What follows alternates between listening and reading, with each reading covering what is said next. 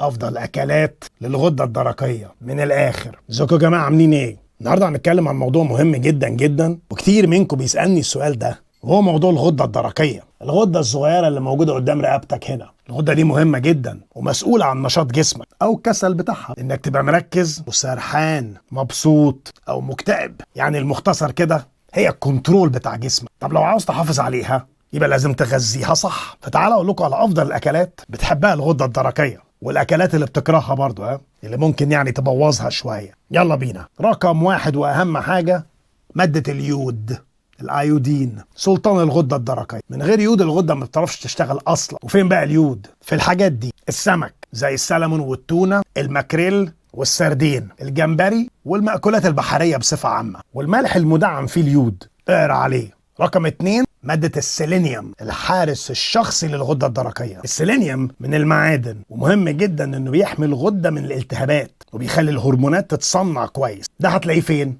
في المكسرات، خصوصا الجوز البرازيلي، وفي اللوز، في التونة والكبدة، وكمان في البيض. يعني ممكن تبدأ يومك ببيضتين وشوية مكسرات ومبروك الغدة هتشكرك. رقم 3 الزنك، العضو الشقي في الفريق. الزنك بيحسن امتصاص الهرمونات ويخلي جسمك يستخدمهم صح. موجود فين؟ اللحوم الحمراء، بس مش كل يوم، احنا مش في حفلة شوي. الكاجو، الحمص، اللبن والزبادي. وخلي بالك الزبادي كمان مفيد لانه فيه بكتيريا نافعة، والغدة بتحب البكتيريا السعيدة. طب حاجات الغدة بتكرهها ايه؟ ودي اهم نقطة: الصويا. والله منتجات الصويا ممكن تعطل امتصاص اليود لو كلت منه كتير. القرنبيط الني، لو عندك مشاكل في الغدة ما تاكلش منه ني، كله مطبوخ بس. الجلوتين، البروتين المنتشر في معظم الاكلات زي العيش والبطاطس والباستا والمكرونه. في ناس عندها حساسيه من بروتين الجلوتين، مرض اسمه مرض السيلياكي، وده ممكن يعمل التهابات تاثر على الغده. فلو بتحس بتعب مستمر جرب تبعد عن العيش والمكرونات